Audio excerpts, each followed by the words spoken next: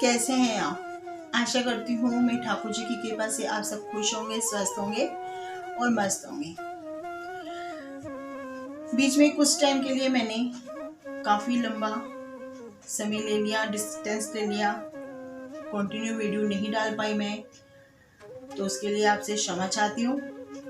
पर वो भी कुछ वजह थी, आप ही लोगों के लिए। नवरात्रे आ रहे हैं, ये तो आप सब जानते ही हैं। 17 अक्टूबर से हमारी महामाई हम सबके घर में आ रही हैं, हम सबको अपना आशीर्वाद देने के लिए, अपना प्यार देने के लिए। तो उसी से संबंधित कुछ उपाय मैं आपको बताने जा रही हूँ।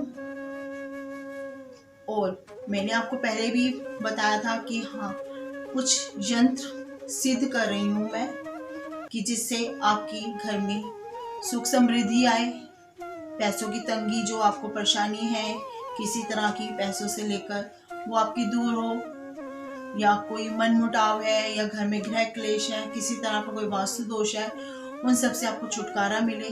उसके लिए मैंने यंत्र सिद्ध कर रही थी, सिद्धि कर रही थी कुछ। तो इसी वजह से मैं कंटिन्यू वीडियो नहीं डाल पाई। अगर आप में से किसी को किसी तरह की कोई फाइनेंशियली वास्तु दोष या किसी तरह की भी कोई परेशानी है, तो प्लीज़ आप लोग मुझे कांटेक्ट कर सकते हैं, ताकि नवरात्रों में जो मैंने ये यंत्र सिद्ध किए हैं आप लोगों के लिए, आप लोगों तक पहुंचा सकूं। तो उसके लिए आप मुझे जो स्क्रीन पर ये नंबर दिए जा रहे हैं, कॉन्टैक्ट नंबर, व्हाट्सएप नंबर, उस पर आप जाकर मुझे मैसेज कर सकते हैं।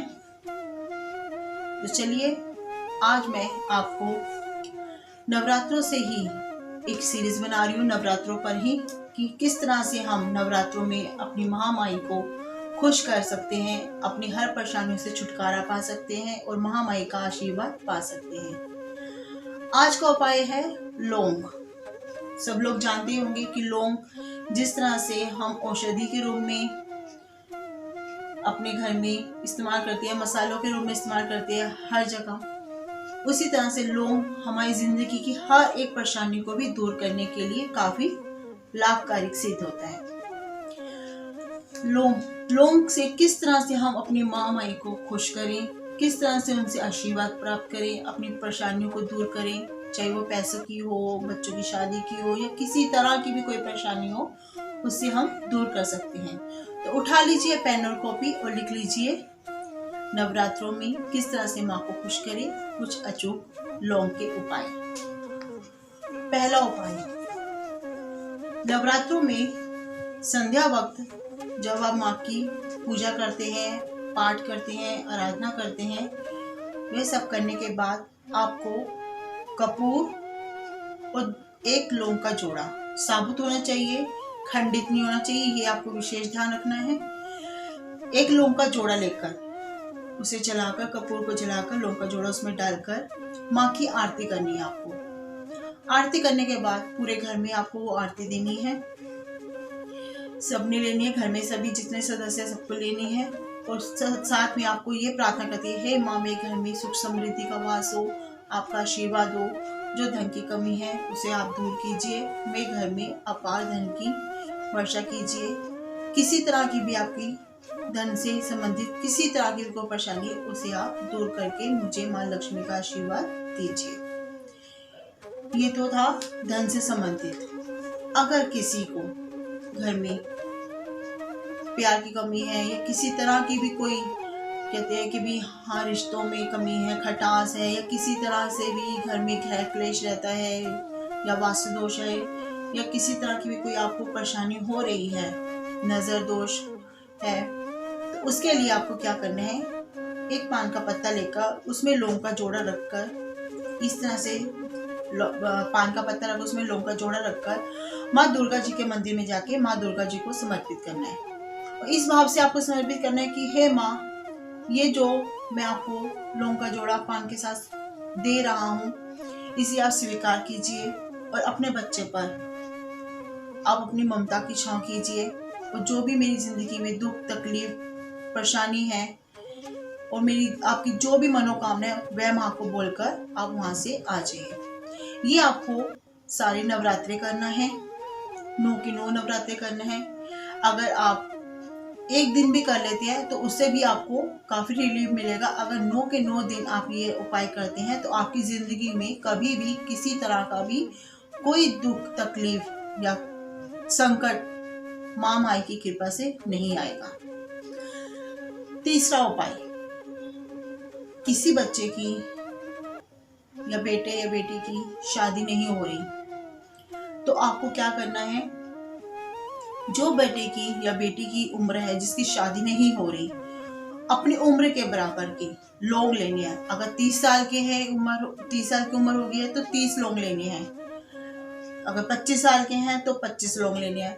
पर याद रखिए वो लौंग खंडित नहीं होने चाहिए, साबुत लौंग होने चाहिए। ये आपको विशेष ध्यान रखना है।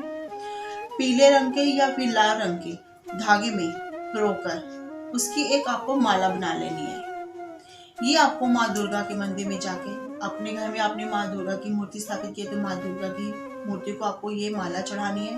ये तो किसी भी माँ दुर्गा के मंदिर में जाके माँ दुर्गा को आपको समर्पित करनी है। जो लड़के हैं वो माँ के चरणों में समर्पित करेंगे ये माला, और जो लड़कियां हैं वो माँ को गले में पहनाएंगी। यह विशेष ध्यान रखिए। उसके बाद जब नवरात्रि हो जाए तो वो माला लेकर आपको जल प्रवाह कर देनी है। फिर देखिए, इस नवरात्रि आप ये उपाय कीजिए। हो सकेगा तो माँ माई की कृपा से नवरात्रों में ही आपके बेटे या बेटी के लिए जिनको ये परेशानी है, शादी नहीं हो रही, रुकावट आ रही है, माँ माई की कृपा से नवरात्रों में ही उनके लिए कोई अच्छा घर आपको मिल जाएगा। नहीं तो अगले नवरात्रि आने तक 101% आपके बेटे या बेटी जिसकी भी परेशानी है उसकी शादी जरूर होगी और अच्छे घर परिवार में शादी होगी। ये तो थे माँ के प्रसन्न करने के कुछ अचूक उपाय लौंग से। इसी तरह के ही अनोखे अचूक उपाय लेकर माँ माई के नवरात्रों की सीरीज में आपके लिए लेकर आती रहूंगी। तो आप, अगर आपको ये उपायों से कुछ फायदा हो तो आप मेरे कमेंट बॉक्स में जाकर मुझे राधे राधे लिखना ना भूलें, जय माता की लिखना ना भूलें। तो प्लीज़ अगर आपको ये उपाय असर दें, फायदा दें, तो आप इसे लाइक, शेयर और सब्सक्राइब करना मत भूलिए। और मैंने आपको जैसे शुरू में बोला था स्टार्टिंग में कि मैं एक यंत्र सिद्ध किए हैं, तो अगर किसी को किसी तरह की भी कोई परेशानी है तो प्लीज़ आप मुझे कांटेक्ट कर सकते हैं, मुझसे बात कर सकते हैं, ताकि मैं उसी के अकॉर्डिंग आपको यंत्र दे सकूं। ऑनलाइन भी आप मंगवा सकते हैं। आप मुझे अपना एड्रेस लिखवा सकते हैं जिससे कि आपके घर तक वो कोरियर हो जाएगा। इसी के साथ आपकी एक्सट्रो, आपकी सलाहकार आपसे आज्ञा लेती है। अपनी नेक्स्ट वीडियो में कुछ अलग अनोखा लेकर आऊंगी। इसी के साथ राधे राधे।